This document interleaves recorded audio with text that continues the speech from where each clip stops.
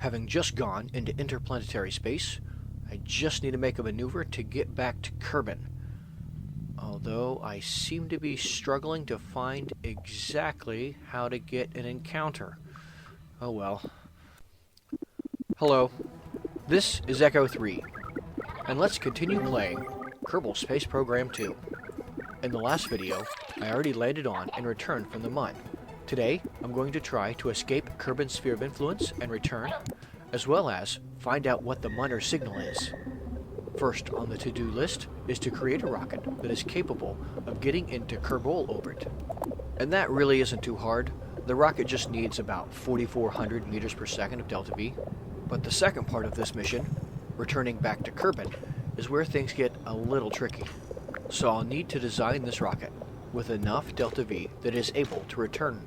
And with excellent piloting, I could probably do that for 4,500 or 4,600 meters per second of delta V. In order to achieve my goals, I'm going to create a two-stage rocket. The upper stage will have lots of fuel and use a vacuum-optimized Terrier engine. In order to give myself plenty of margin for error, I'd like the upper stage to have close to 2,500 meters per second of delta V. The primary job of the lower stage, or booster stage, will be to get the craft almost into Kerbin orbit. So ideally, I'd get something close to 3,200 meters per second of delta V on it. And since I have recently unlocked the 2.5 meter parts, this should be pretty easy to do. Next, I'm adding a few smaller wings just to keep the craft more stable as it flies through the lower atmosphere. Now that the craft has a few fins, the next thing I think it should have are some solar panels. The craft really only needs a couple of the extra smaller ones, but I'm going to try a couple of the small ones that fold out. The craft has plenty of delta V, so a little extra mass isn't going to hurt the mission. I'm going to quickly check the craft's thrust-to-weight ratio. Everything looks good. Now I'm going to launch this thing up into space. The atmosphere in Kerbal Space Program 2 definitely feels different than it does in the original game, and I'll need to do some experimentation to see what an ideal gravity turn should look like. In the original game, I found a pretty aggressive gravity turn to work best, but in this, it seems like the gravity turn should start off a little bit more shallow. But the typical advice of about 3,400 meters per second of delta V to reach orbit still is sound. And as far as making maneuvers go, I do miss the precision maneuver editor from the original game and the button that lets you skip orbits and assign the maneuver to a subsequent orbit. Hopefully, more quality of life features like these will continue to be added into the game.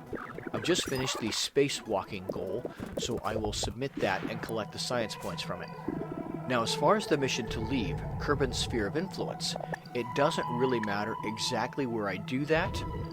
It doesn't really matter where I burn to leave Kerbin's sphere of influence, because all I'm trying to do is just barely get outside of it. Then I will set Kerbin as my target and point the craft at it and burn that way to get back into the sphere of influence. My first maneuver doesn't quite get me outside of Kerbin's sphere of influence with my 929 meters per second burn, but then I will go ahead and burn just slightly more than that so that you can see my orbital line just go outside of Kerbin's sphere of influence. This will make returning home a lot easier if I do it this way. And with this right here, the craft has just left the gravitational influence of Kerbin and is now in orbit around Kerbal.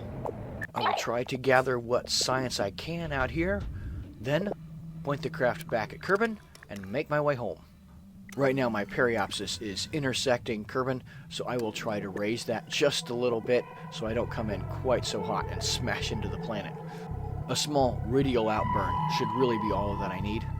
Re-entry heating in this game is definitely more pronounced, so I'm going to try and enter the atmosphere around 40 kilometers, and since I still have plenty of fuel, I'll be using the last of it to slow the craft down as it enters the atmosphere. This should be a pretty safe altitude then to enter Kerbin's atmosphere. I have to be careful because the re-entry heating effects are definitely a lot more pronounced in this sequel game. As I enter the atmosphere, I have the craft hold a retrograde orientation and burn the last of the fuel. Now, I will detach the capsule from the rest of the craft and hopefully get this thing to land pretty safely in Kerbin's ocean. I've not had any problems with the parachutes yet in this game, so I am counting on a safe touchdown here. And that's it. I'll be able to go back to mission control and report all of my missions and collect all those science points. Looking at the list, there are a couple new missions that seem interesting to me. One, obviously, is the primary mission to investigate the Munner signal. The other one will be to make an eccentric orbit. That shouldn't be too hard, and a matter of fact, I should be able to complete that on my way out to the Mun.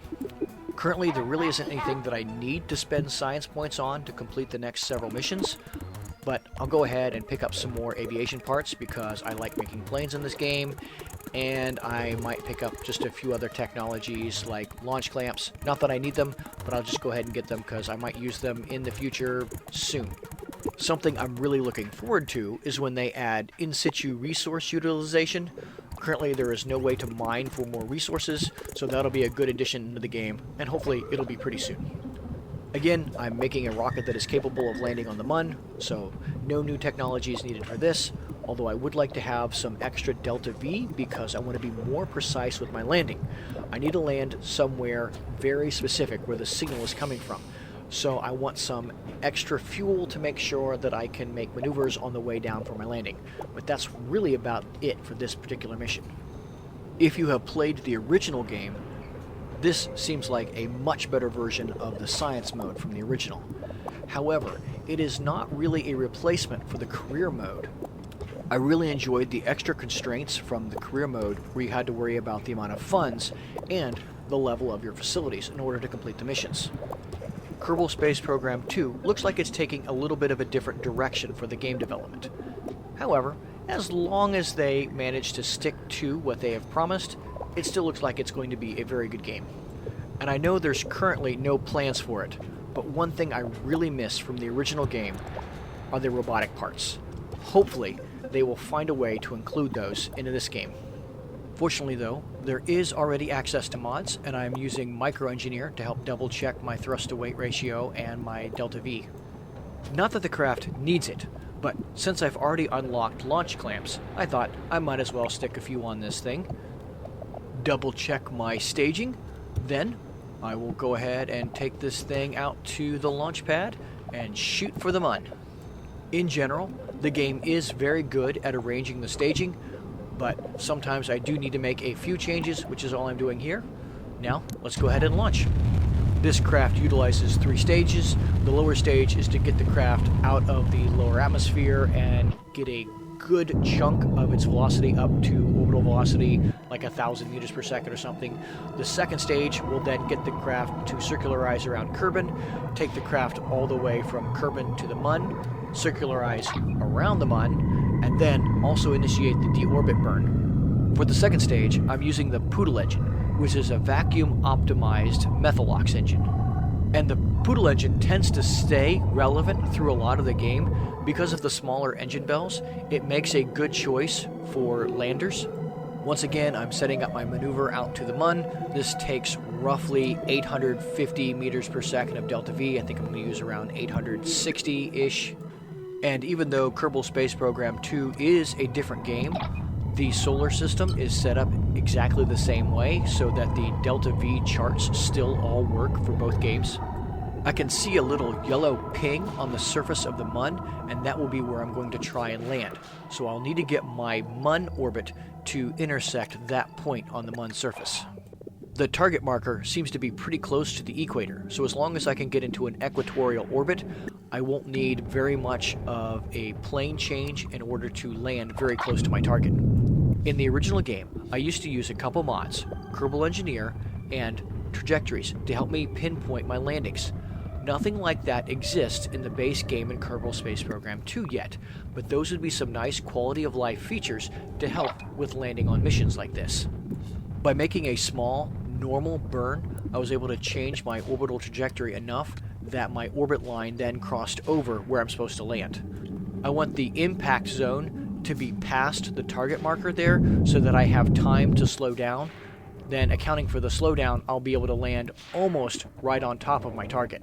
I've seen some other people building rovers or having to have their Kerbal walk a long way to get close to these points of interest, but with a little practice you can pinpoint your landings pretty well. My middle stage had lots of extra delta V and was able to almost land the craft onto the Mun surface, so now I'm going to use my lander and just try to get a little closer. Now that I'm here, I'm going to have my Kerbal get outside, I'm going to run a few science experiments, then I'm going to have my Kerbal fly around a little bit and get some good photos. Because what's the point of visiting a Mun arch if Bob can't share this stuff on his Kerbal social media sites? The structure seems to be metallic. I wonder who built it. It appears there are some mysteries in the Kerbal system that I will need to explore. I guess until I get more clues, it's time to get Bob home. Just like in the last video, I'm going to get my craft into an orbit around the Mun. Then I'm going to make a prograde maneuver that will launch my craft retrograde from the Mun's orbit. This means that my craft's velocity will slow down relative to Kerbin compared to the Mun's. So you'll see that elliptical orbit that intersects Kerbin's atmosphere, and that's how I'll get home. The uncovered Mun arch was first revealed in the last update of the original game. So now I must play the sequel game to figure out its purpose and its origin. And just like my last mission, I'm going to use the last bit of my fuel to slow the craft down just a little bit more as I enter Kerbin's atmosphere, just to make it, I guess, a little bit safer, although this craft should be fine. As this mission comes to a close, I can think about what I want to do with all these new science points I have acquired. And speaking of science, what have you enjoyed most about the 4 Science update? And is there anything in particular that you would like to see me do in this series? I have already seen one comment where they're looking forward to seeing me do the Eve mission where you have to land and return 10 Kerbals from its surface, which does seem particularly hard since I can't use the robotic parts to make propellers and make getting off of Eve a lot easier. If you have been following the game's development, it looks like they're working on adding colonies to the game in the near future. Hopefully with that comes some form of in situ resource utilization, because it'd be really nice if I didn't have to bring all of my fuel with me for the entire mission. This is Echo 3, thanks for joining me for this playthrough, and I will see you next time.